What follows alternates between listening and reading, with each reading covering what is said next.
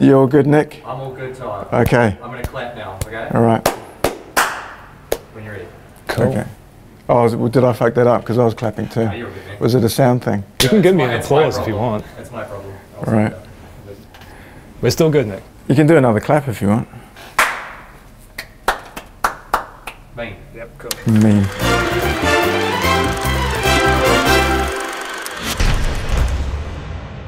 I want to show you this first. Pretty sure you've come across it. Lawrence, he's upside down, but it's pretty awesome. Okay, yeah.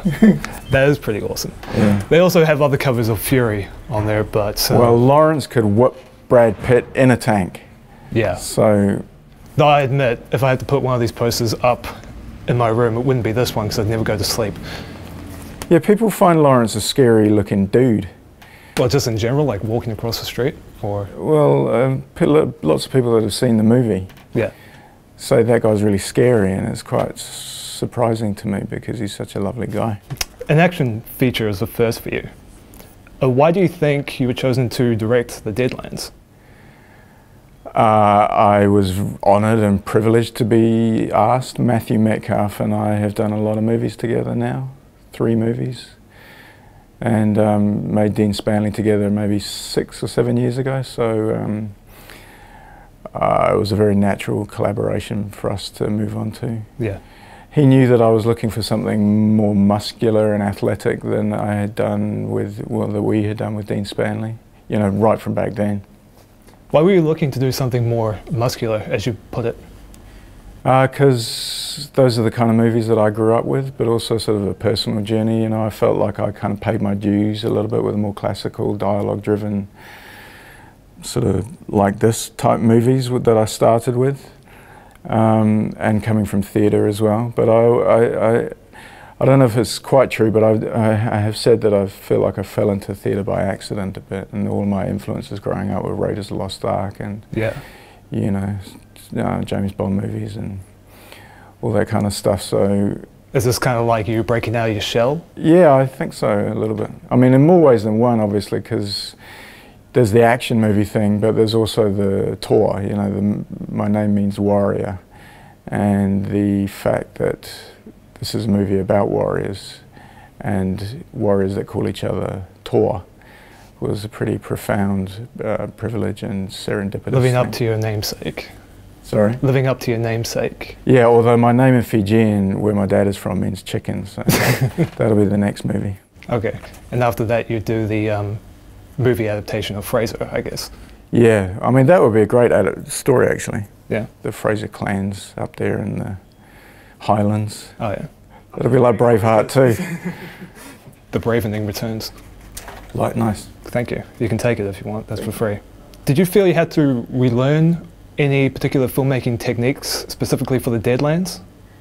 That is a good question. I mean, I don't think I had to relearn, but I had to sort of readopt. Didn't have to relearn filmmaking techniques because I had never used them before. Right. So, you know, there's plenty of stuff that I had to learn. But in terms of relearning, there was something about going back to a more sort of physical time in my life. And when I was a teenager, you know, it was really important to me because Hongi, James Rolliston's character, is, you know, 16 years old. So that was a very formative and very athletic and physical time in my life when I was at school in Auckland and playing touch rugby and held every lunchtime with the boys and having rumbles and getting in trouble generally. You didn't have your own quest for revenge when you were 16 at any point? No, I had a sort of identity quest. I had that in common with Hongi. Yeah. But no, I don't think I had any vengeance. Maybe I did, and I haven't figured it out yet. Well, you haven't signed an honesty clause to us, so I guess you can keep that to yourself. So, The Deadlands hasn't opened in New Zealand yet. Well, it will by the time this goes up, but overseas it's been praised all over the place. Yeah. So it's pretty fair to call it a success, I think. Do you think you've opened the door to more action thriller movies being made in New Zealand? I hope so. I mean, that was a big part of the responsibility that I felt. You know, we had so much sort of responsibility in all different kind of ways on the movie, but at the same time didn't want to get overburdened by that, because, you know, the more that sort of weight sat on our shoulders, we would sort of make a less good movie. Yeah. I felt. So, you know, especially for this kind of thing that, you know, is harking back to 80s and 90s action movies like Commando and Lethal Weapon, and movies that had sort of a depth but levity at the same time. So I really hope that it does. Certainly, I think one of the great things about the success of New Zealand films this year has been the diversity of, you know, all the films that have been so well received. So yeah, they're not just extremely high in quality from what we've seen throughout the years, but they have been diverse, like you said. Yeah, and so, you know, I love the idea of New Zealand cinema sort of going like this in all different kind of directions. Could you think of a New Zealand director who you'd like to see an action film from? Well, Ren Naufahu is obviously a guy that was really inspiring to me when we worked together on Number 2.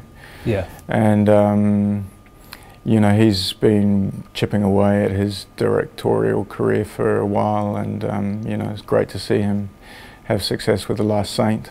And now maybe some people will give him some money this time. Indeed. Yeah. So how long did it take to shoot the Deadlands? The Deadlands we shot for 2 weeks before Christmas last year, and then we had sort of 2 weeks off, which was awesome, kind of opportunity to regather our thoughts and figure out what we had got and what we hadn't got, and it was a very nice opportunity to have a bit of clarity. And then we shot for about, I don't know, 6 weeks maybe after Christmas, ended sort of middle of February or something like that.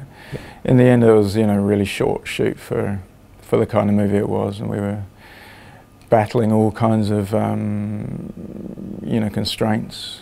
But, you know, I really enjoy working within constraints. You know, I started, as I said, in theatre, and my first play was called Bear. It was like 2 actors on a stage and nothing else. And I think the constraints can really force a creativity that you might not get with more money. Not that I would not like more money. Well, what was your budget? I don't know. I don't know. Oh, really? Yeah, I mean, it was, I don't know. I could throw a number out there, but I would have no idea. Okay. So, Sound on Sight's review, they said, thankfully, the cinematography in the Deadlands doesn't ape the Lord of the Rings. Mm-hmm. It keeps it all, for the most part, on ground level, yeah, utilising mostly handheld camera work.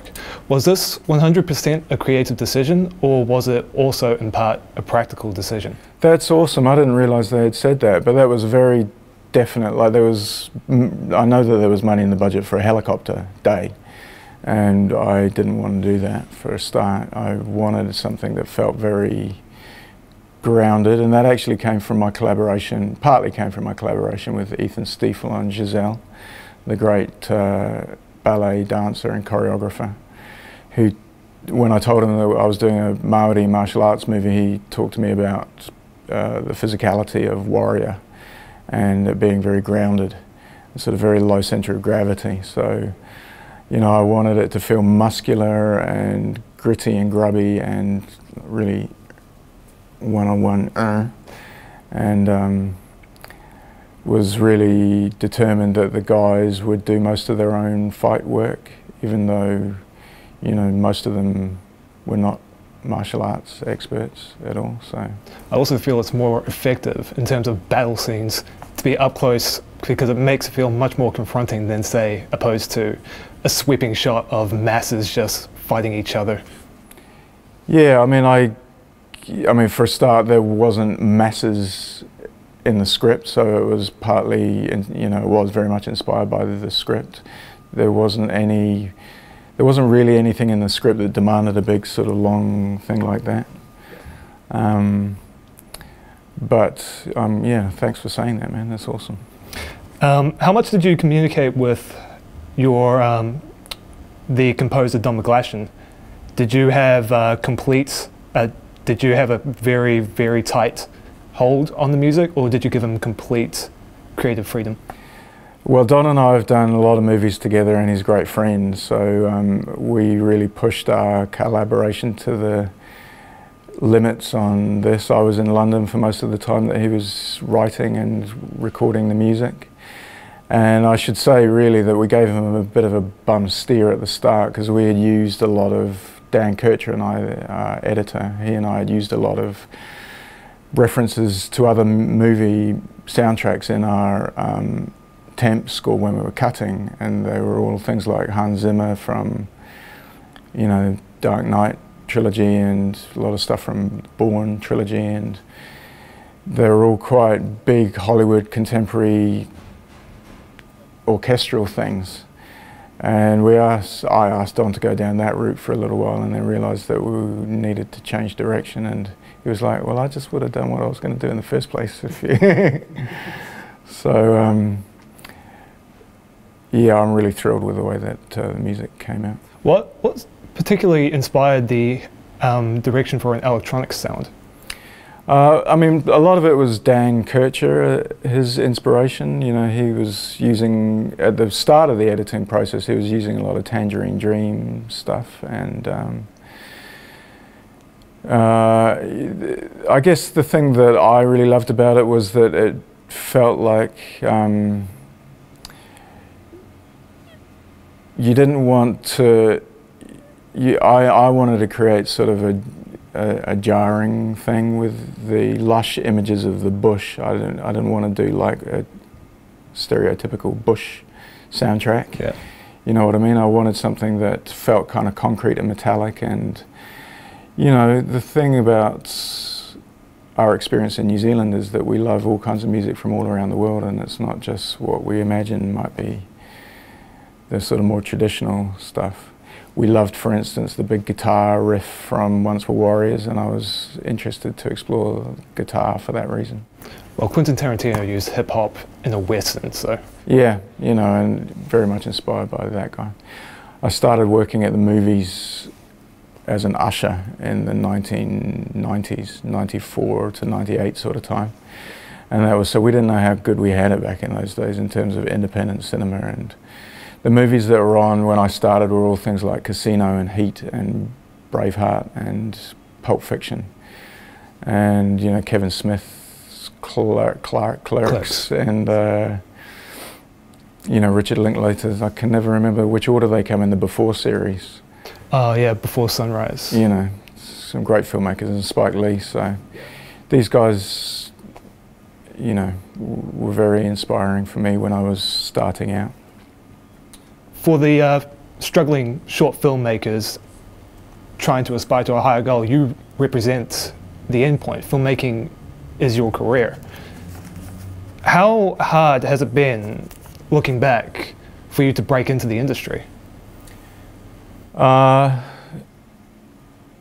I mean, I know what it is to be a aspiring filmmaker, certainly, and I had great times in the 90s when I was writing plays and making, or writing short films, and sort of doing a little bit of acting too. Not that we'll be putting that online, right, but the acting, that is. We can put online me talking about acting. Sure. But you know, I was very lucky that I wrote a play that connected with a lot of people, Bear, and then followed that up quite quickly with number 2, and met some people, very influential people like Tim Finn and Vincent Ward when I was really quite young, you know, 23, 24, 25. And they helped me get connected to people like Sam Neill and Brian Brown and Lydia Livingston, who produced number 2, and Tim White, who produced number 2. So, you know, I'm very aware that I started with a great launch pad, and I feel grateful for that. But at the same time, you know, I feel quite shy when you say that you've reached the end point, because I'm still driving around in my Toyota Corona from 1995. End point may be a bit of a harsh way to put it. But well, you know what I mean? It's like a continuum, and it's very challenging, and Every movie is tough, but the between times are very tough too, and takes a hell of a lot of determination and courage, and sort of a lot of support from people around me too. Would you ever direct a film where you knew no one in the film crew? Probably not, no. No. So how important would it be, do you feel it is, to have collaborating relationships at last? Really important for me. I mean, I've managed to maintain long-term collaborations, and at the same time I've really enjoyed new ones, like with Barbara Dara and Grant Major, for instance, on The Deadlands. I had a fantastic time working with them for the first time. But yeah, the idea of working with a whole crew that I hadn't worked with before is pretty scary. You know, I would try to get as many of my team in there as possible. So, not knowing te reo, did it add an extra challenge, or was it simply different? It was kind of a relief in a way, because I know that you know, there's people that listen to songs and can learn all of the lyrics from songs like straight away and understand songs on that level, but even some of my favourite songs, I don't hear the lyrics really easily. It takes me a long time to click to the words. Yeah, same here. Yeah, so I don't understand songs on a lyric level. I understand them on a sort of more rhythm and emotion kind of feeling level. And that was the same for the performances with the Māori. We had Tainui Stevens and Jameis Webster and Scotty Morrison, you know, very close to camera, so that they were very much part of the inner sanctum of performance direction. Yeah. So it was very easy to communicate to me or to the actors when, you know, somebody dropped a line or something, and also Kath Thomas, my script supervisor, is so fantastic. So in terms of the actual words, I had a lot of support, but in terms of judging performance, I found it kind of a relief, and it was kind of a more profound way to direct performance. Oh, that's pretty interesting. Yeah, there's a story about John Huston. It's not the same but different, where he apparently used to, I don't know if I got this wrong, and it might be a completely different director, but he used to call action, and then he'd turn his back to the actors and close his eyes, and if he heard a truthful performance, then he would call cut, or he'd call print. Did they say print? Print in those days. You know, on number 2, my first film, my first ever take directing any film, and we shot on actually on film on 16mm. Yeah. On take 1, I'd read in Sidney Lumet's book, Making Movies, like, whatever you do on your first setup, call, cut, print, we're moving on after take 1, to make sure that people get some speed up. But, and to let them know that you're the alpha male on set? I guess. So I did that, called cut, print, and we're buying that. And the producer, Tim White, came up to me and said, first of all, we're going to print everything. Second of all, you better do another take. So. You didn't do that for the Deadlands, did you? For your first take for the Deadlands? What was the first take for the Deadlands? Oh, the first day was really fun. We shot with Te Kohe Tūhaka and James in the waterfall cascades. Yeah. At the Place of Bones, the scene early on in the movie, and I kind of deliberately, with Hamish Goff, my first AD, we kind of deliberately set that day up as a way to start, because it meant that Leon and Grant McKinnon and I and the sound guys could get in there in a very confined space and start playing really quickly. And actually the first thing that we shot was Leon running through the bush with a camera, just getting pictures of the bush. With that same scene, at the start of the movie, this is like the first 5 minutes in, where Te Kohe's character, he takes a poo on the bones in order to frame Hongi. Yeah. But once he takes a poo, he then picks up the poo and he licks the poo. Yes. Why? Don't ask me. I would love to know, but TK thought it was a good idea. Oh, okay. So I thought it was a good idea too. Well, what was the poo made of? Well, it was real poo. It was real actual poo. Okay. It was, you know. What did the poo taste like? I don't know, I didn't taste it. How many takes did you do of him doing a poo? We did at least 3, I would say. Okay, so did he also do 3 takes of him licking poo? Or? I would say so. We ran the camera for quite a long time. So I would say those takes were about, I don't know, they lasted about 15 minutes each. He ate a lot of Weet-Bix the day before. Oh, thank you very much, Toa. My pleasure. All the best in the Vietlands.